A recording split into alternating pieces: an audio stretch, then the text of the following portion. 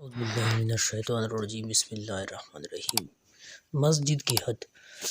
مسجد وہ حصہ ہے جسے بانی مسجد نے مسجد قرار دے کر وقف کیا ہو، لہٰذا بعض مقامات کو ہم تو مسجد کہتے ہیں مگر وہ شرعاً مسجد نہیں ہوتی، مثلاً وضو خانہ، غسل خانہ، استنجا خانہ، امام کا حجرہ وغیرہ۔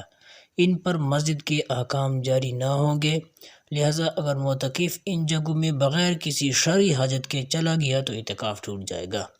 عام طور پر مسجد کی سیڑھیاں بھی مسجد سے باہر ہوتی ہیں جن کے ذریعے اوپر منزل پر جاتے ہیں، لہٰذا ان سیڑھیوں پر بھی بغیر شرعی حاجت کے گیا تو اعتکاف ٹوٹ جائے گا۔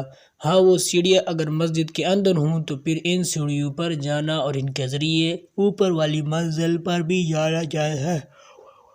بعض مساجد میں امام کا حجرہ اور بچوں کے پڑھنے کی جگہ بھی مسجد سے باہر ہوتی ہے، وہاں جانے سے بھی اعتکاف ٹوٹ جائے گا۔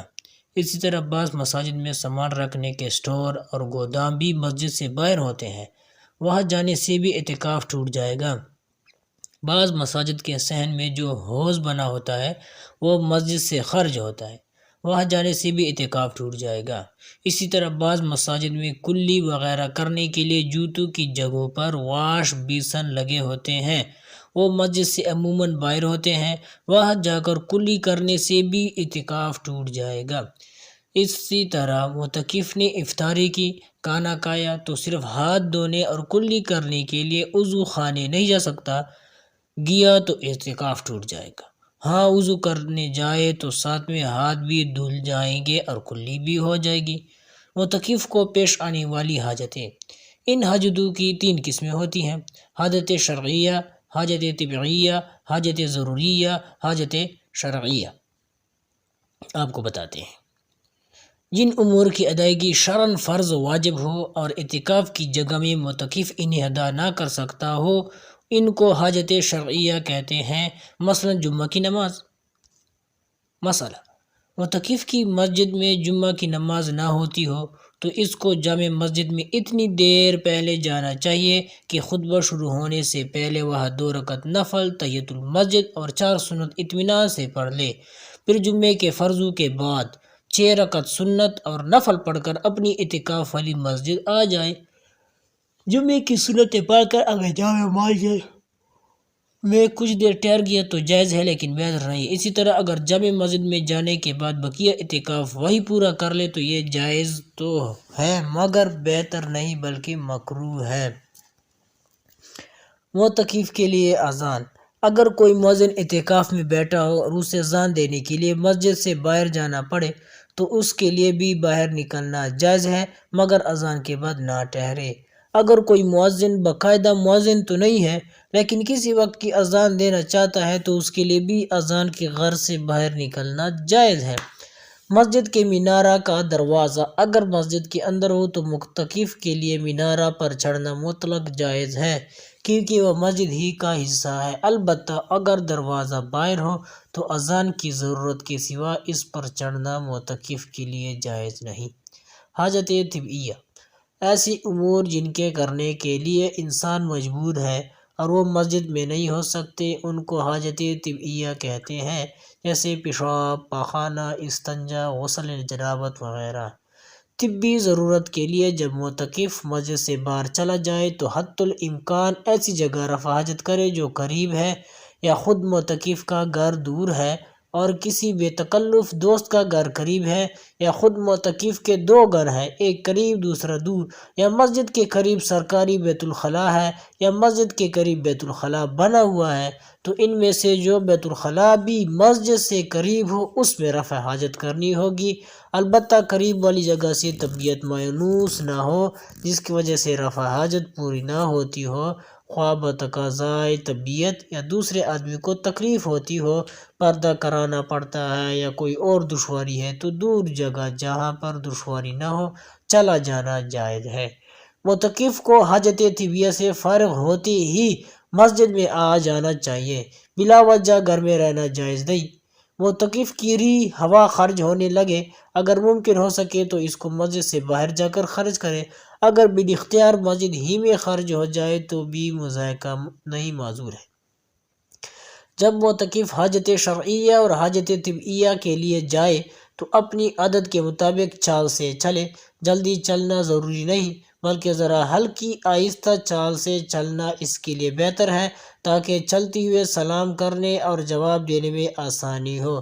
بعض مرتبہ ایسا ہوتا ہے کہ جس کو اس کا معتکف ہونا معلوم نہیں، وہ اس کو رکانا چاہتا ہے یا خود اس کو جواب دینا ہوتا ہے، تو ایسی صورت میں ٹھہرے بغیر یہ کام ہو سکتے ہیں۔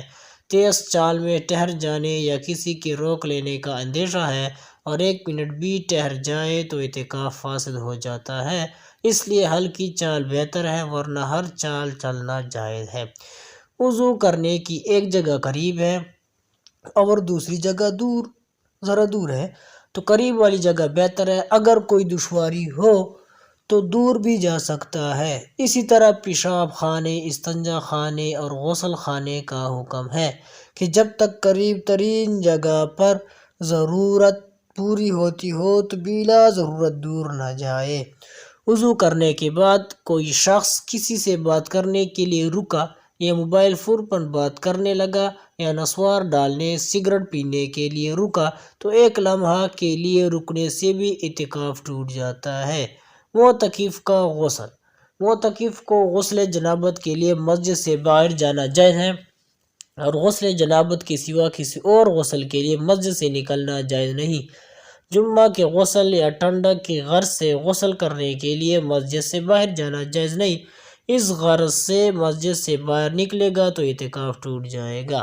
وضو کے بعد معتکف مسواک، منجن وغیرہ کر سکتا ہے، لیکن اگر صرف مسواک یا منجن کے لیے مسجد سے نکلا تو اعتکاف ٹوٹ جائے گا۔ حاجت ضروریہ۔ معتکف کو اچانک کوئی ایسی شدید ضرورت پیش آ جائے جس کی وجہ سے اسے اعتکاف کی جگہ چھوڑنا پڑ جائے تو ایسی باتوں کو حاجت ضروریہ کہتے ہیں۔ مثلاً مسجد گرنے لگے اور معتکف کو دب جانے کا خطرہ ہو جائے، یا ظالم حاکم گرفتار کرنے آ جائے، یا ایسی شہادت دینا ضروری ہو گیا ہو جو شرعاً معتکف کے ذمہ واجب ہے کہ مدعی کا حق اس کی شہادت پر موقوف ہے، دوسرا کوئی گواہ نہیں ہے، اگر معتکف گواہی نہ دے تو مدعی کا حق فوت ہو جائے گا، یا کوئی آدمی یا بچہ پانی میں ڈوب جا رہا ہے، یا اگر آگ میں گر پڑ رہا ہے، یا خطرہ ہے، یا سخت بیمار ہو گیا، یا گھر والوں میں سے کسی کی جان مال آبرو کا خطرہ ہے، یا جنازہ آ گیا ہے اور جنازے کی نماز کوئی بھی پڑھانے والا نہیں، یا جہاد کا حکم ہو گیا اور جہاد میں شریک ہونا فرض عین ہو گیا، یا کسی نے زبردستی ہاتھ پکڑ کر مسجد سے نکال دیا، یا جماعت کے نمازی سب چلے گئے، اب مسجد میں جماعت کا انتظام نہ رہا، اس قسم کی سب حاجتیں حاجت ضروریہ کہلاتی ہیں۔ اکثر صورتوں میں اعتکاف ترک کرنا فرض اور واجب ہو جاتا ہے اور اعتکاف چھوڑنے کا گناہ بھی نہیں ہوتا، رہا اعتکاف چھوڑ دینا تو اس کی قضا کرنا ہوگی۔ اعتکاف کی قضا۔ جس دن میں اعتکاف ٹوٹا ہے صرف اسی دن کی قضا واجب ہوگی، پورے 10 دن کی قضا واجب نہیں۔ اس ایک دن کی قضا کا طریقہ یہ ہے کہ اگر اسی رمضان میں وقت باقی ہو تو اسی رمضان میں کسی دن غروب آفتاب سے اگلے دن غروب آفتاب تک قضا کی نیت سے اعتکاف کر لیں، اور اگر اس رمضان میں وقت باقی نہ ہو یا کسی وجہ سے اس میں اعتکاف ممکن نہ ہو تو رمضان کے علاوہ کسی بھی دن روزہ رکھ کر 1 دن کے لیے اعتکاف کیا جا سکتا ہے۔ اعتکاف کی